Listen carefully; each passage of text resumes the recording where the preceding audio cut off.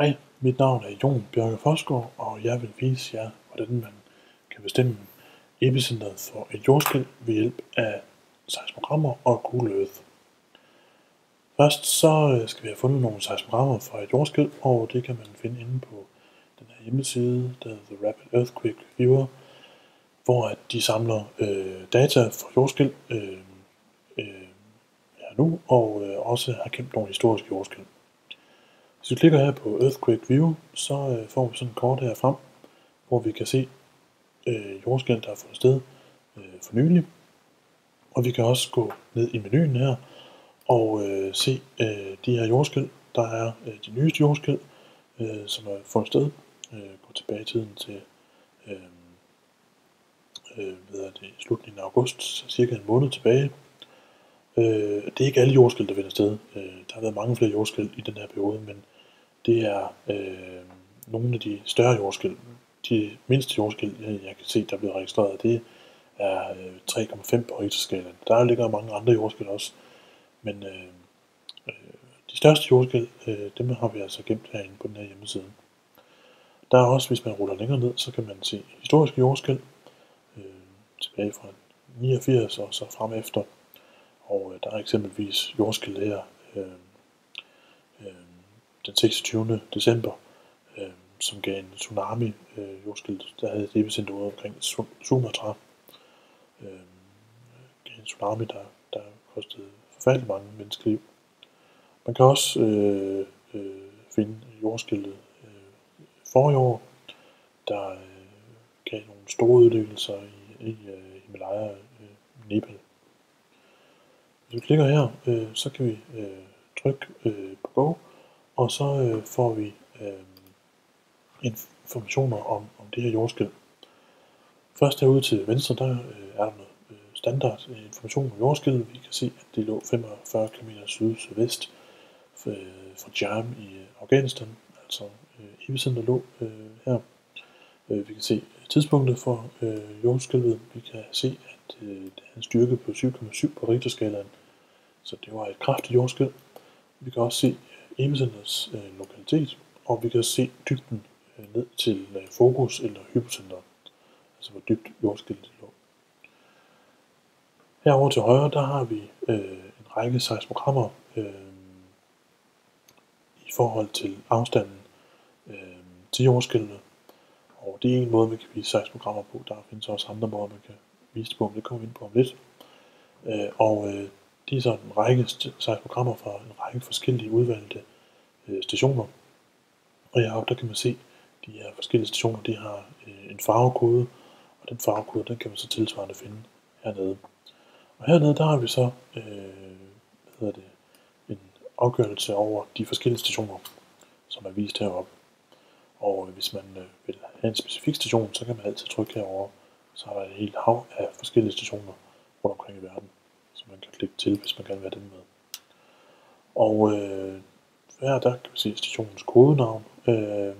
Det giver ikke så meget information, men hvis man kigger herover på stationens navn, så kan vi se, hvorhen ligger stationerne henne. Og der er nogen i El Salvador og i Australien, og der er en i Danmark, der også er registreret jordskælv i Rusland, Mongoliet osv.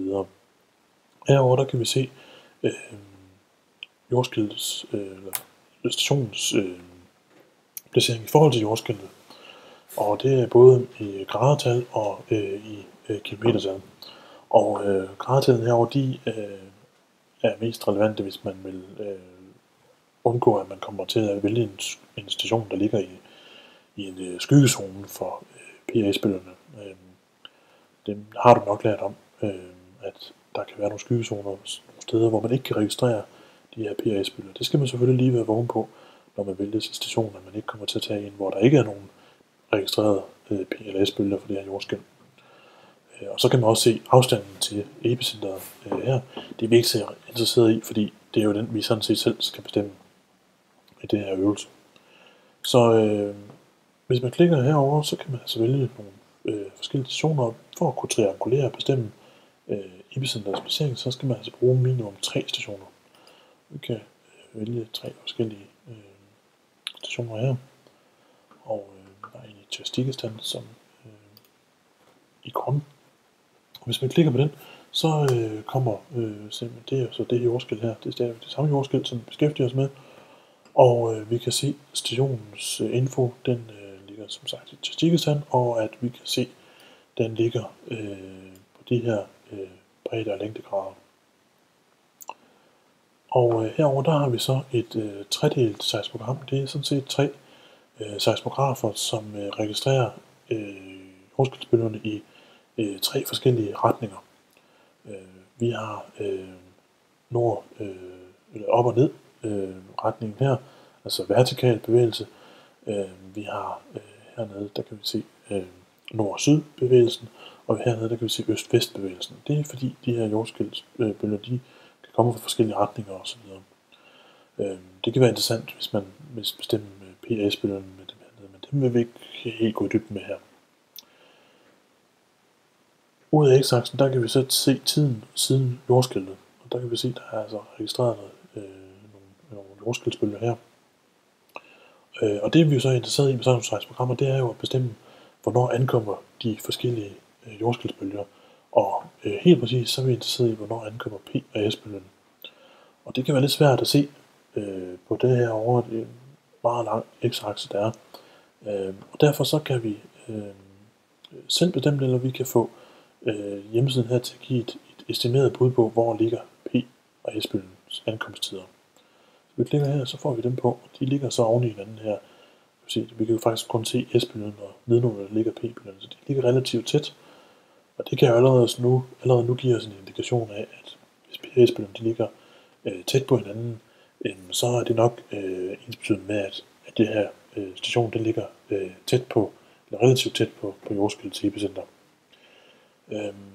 Det kan være lidt svært at se helt præcis, hvornår er det P-S-bølgen så ankommer, så derfor så kan vi gå ned her og vælge zoom, og sige, nu vil vi godt zoome ind til det tidspunkt for, hvornår P-bølgen den ankommer. Så kommer vi altså til at få en x-akse, som er meget mere detaljeret, og vi kan se, at P-bølgen den første gang registreret efter 40 sekunder. Og vi kan faktisk også se S-bølgen her, fordi P- og S-bølgen ligger så tæt på hinanden, ellers så kan man vælge at sige, nu vil vi også godt se på, hvor S-bølgen den ankommer. Men vi kan lige så godt tage den begge to på en gang her. Og vi kan altså se, at P-bølgen den ankommer efter 40 sekunder.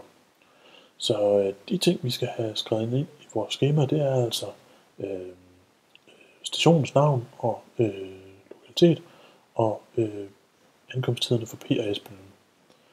Og vi tager herover og siger, men i grønne Tjatikistan og længde og breddegrader, dem kan vi sådan set bare kopiere her og så sætte ind herover. Dem skal vi bruge lidt senere, så derfor er det godt at have dem allerede nu. Og så skal vi have placeret angivet ankomsttiden for P-bølgen, og det var så efter 40 sekunder. Så det var 00 timer og 00 minutter og 40 sekunder her. Og S-bølgen, det var så efter 1 minut, og det var ikke 10 sekunder, men 12 sekunder her.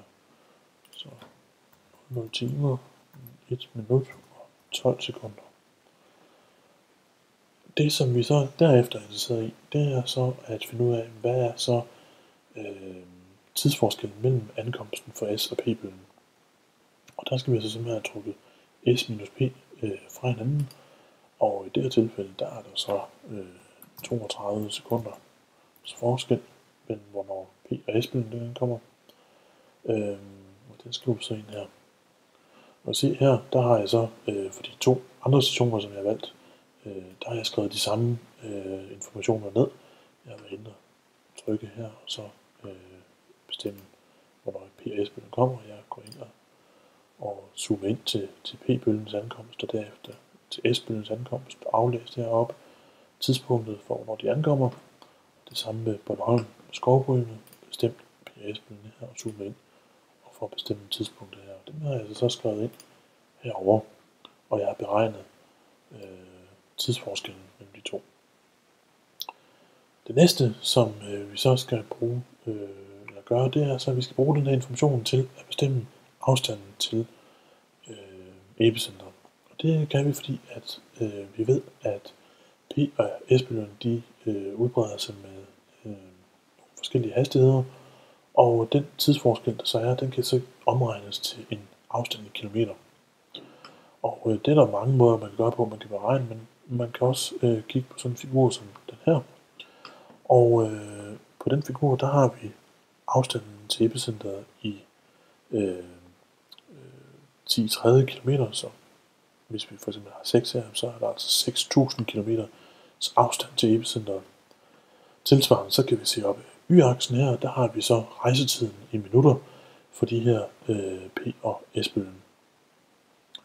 Og det som vi så er interesseret i, det er jo så at få den her tidsforskel mellem P- og S-bølgen omregnet til et kilometerantal. Og nu har vi bestemt, at tidsforskellen handler 6 minutter og 3 sekunder. Altså forskellen mellem de to tidspunkter her. Og det man så gør, det er så, at man hvis vi tager samme figur her, så går man altså op og siger, at nu har jeg fundet 6 minutter og 3 sekunder her på y-aksen. Og det man er nødt til at gøre på en lineal, og så man skal altså have det her, den figur her printet ud. Og så tager man så sin lineal og måler den her afstand i altså minutter, hvad svarer det til i centimeter. Og det man så skal, det er så, at man skal have fundet den her afstand. Den skal man så have fundet mellem PS-bølgen herovre. Og den har jeg så bestemt. Der er faktisk lige præcis den her højde her, den kan jeg finde.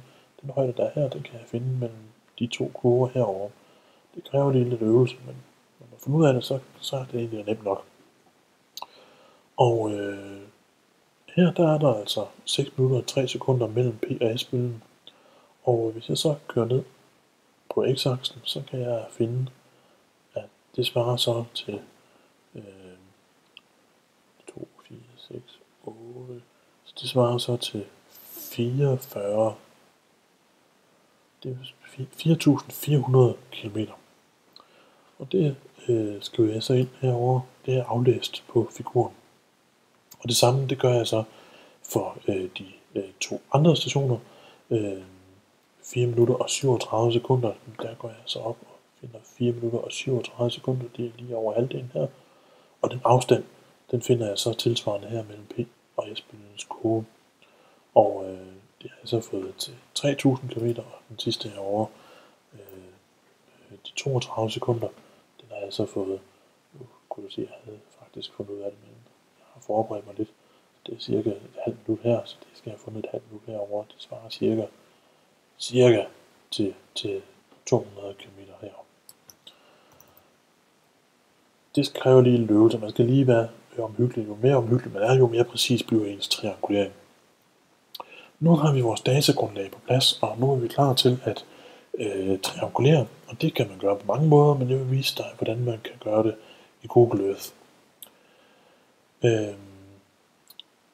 Hvis vi går ind i Google Earth, og åbner Google Earth, så det første vi skal have gjort, det er, at vi skal have lavet nogle knappenåle, som vi kan se herovre, sådan nogle knappenåle her, for de 3 forskellige stationer, som har registreret det her jordskælv. Så vi klikker herover, og så siger vi, nu vil vi så bestemme for i grøn, lave en knappenål for det. Og det er her, vi skal bruge længde- og breddegraderne, som vi har registreret herovre, der skrevet ned her i tabellen. Så vi kan se 32 går 22. Det skriver vi så ned her. Og tilsvarende 69,33 længdegraden skriver vi her. Og vi vil godt lige være helt sikre på, at når vi klikker på den, at vi så kommer tæt på at se i stedet, så vi siger, at vi faktisk skal den til at zoome helt ned. Og vi vil ikke have noget med nogle vinkel på, så der siger vi, at det skal være 0. Og den her nede, den skal også være 0.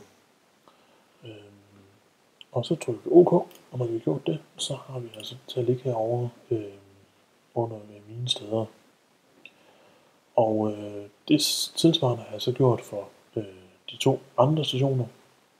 der ligger her, jeg har brugt de informationer, som jeg fandt inde på hjemmesiden herovre, med længde og breddegrader, og skrevet dem ind i tabellen her.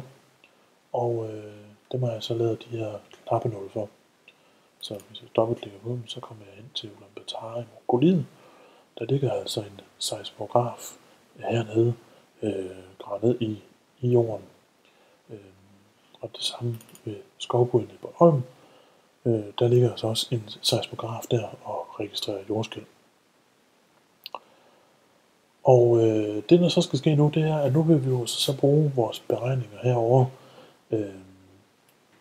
til at lave nogle cirkler væk fra, ud fra de her stationer. Altså vi skal have en cirkel med en radius på 4400 km, vi skal have en cirkel med en radius på 3000 km, og vi skal have en cirkel med en radius på 200 km. Og den cirkel med 200 km radius, den skal altså så have et midtpunkt der i den her station, og tilsvarende for de to andre stationer. Og det, som du også skal gøre, det er, at du skal gå ind på den her hjemmeside. Earth Survey, den Gervillard, eller hvad den skal udtales. Men hvis du bare søger på Earth Survey, så kan du finde den inde på Google. Og så skal du have fundet den, der hedder Range Rings for Google Earth. Der er en række forskellige ting, man kan bruge af, men i det her tilfælde, der skal vi altså bruge den her. Og der kan du downloade rings, og så får du sådan en KML-fil, som den her. Nu har jeg kaldt rings eller cirkler, men det kan du kalde hvad den vil, og så hedder den KML, og det er en fil, som man kan åbne i Google Earth. Og når du åbner den, så, så kommer det til at se sådan her ud. Og lige når du har åbnet den, så kommer den her frem. Og nu er vi zoomet helt ind på skovbrynet i Bornholm, og vi kan se, at den har bestemt bredde og længdegraden. Og det, som vi så for Bornholm skal have gjort, det er så, at vi vil have lavet en cirkel med en radius på et vist antal kilometer, og vi for skovbrynets vedkommende, der skal vi have en radius på 4400 km. Og her der kan man lave to forskellige radiuser, men vi vil sådan set bare have en, så vi skriver den samme radius, så får vi kun en cirkel, og vi vil bestemme, at enheden den skal være i kilometer her. Og så kan vi sige tegn, og så får vi tegnet en cirkel væk fra skovbrynet med en radius på 4400 km. Så et eller andet sted ude på den cirkel derude, der ligger epicentret for jordskælv. Det er jo ikke nok, så derfor så skal vi også have gjort det for de to andre stationer, så vi zoomer ind til Ulaanbaatar i Mongoliet. Det er vigtigt, når vi skal lave de her tegninger, at du zoomer langt ind, og at du har lavet de angivelser, da du lavede Atlas med under view, at du har lavet de her ændringer. 5.000 er ikke så nøjagtigt, eller ikke så vigtigt, men du skriver 2.000 her, det gør ikke så meget. Men sørg for, at den er så præcis som overhovedet muligt. Og igen, så skal vi bruge vores fil, som vi har downloadet inden for Earth Survey, og med det næste, man skal lave en cirkel ved, der skal man lige højreklikke på Setup, og så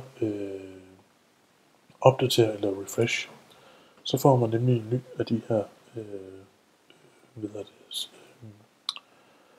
sider frem, og den registrerer selv bredde og længdegraden.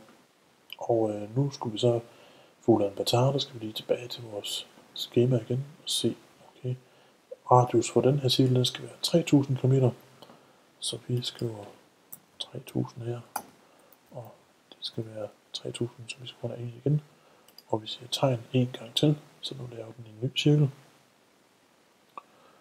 Og nu har vi så to cirkler, og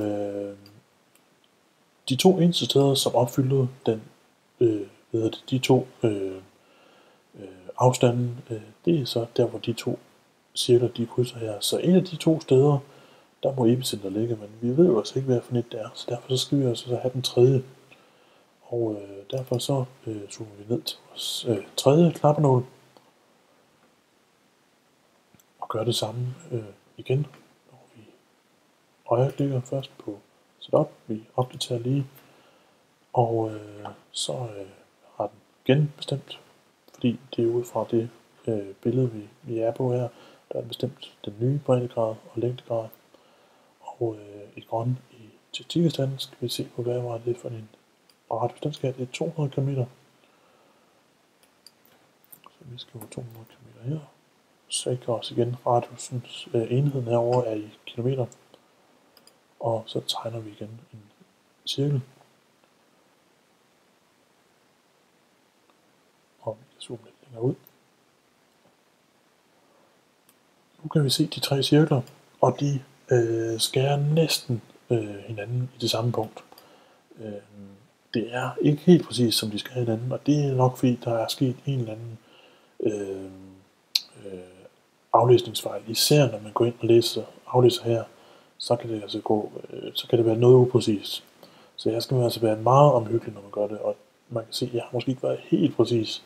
Det gik måske lige lidt stærkt, da jeg lavede mine aflæsninger, men vi kan i hvert fald så godt som sikkert sige, at epicenter ligger et eller andet sted i det område her. På den måde, så kan du triangulere et jordskælvs epicenter, og så kan du bruge det i din aflevering for eksempel, ved at du gemmer det her billede, og sammen med dine data for seismogrammer osv., så kan du bestemme jordskælvs epicenter. For det her jordskælv, der kan vi jo for eksempel bruge det her information til at sige, at der er nok ikke risiko for, at der bliver dannet en tsunami for eksempel i det her jordskælv. Godt. Det var det. Jeg siger tak, fordi du så med. Farvel.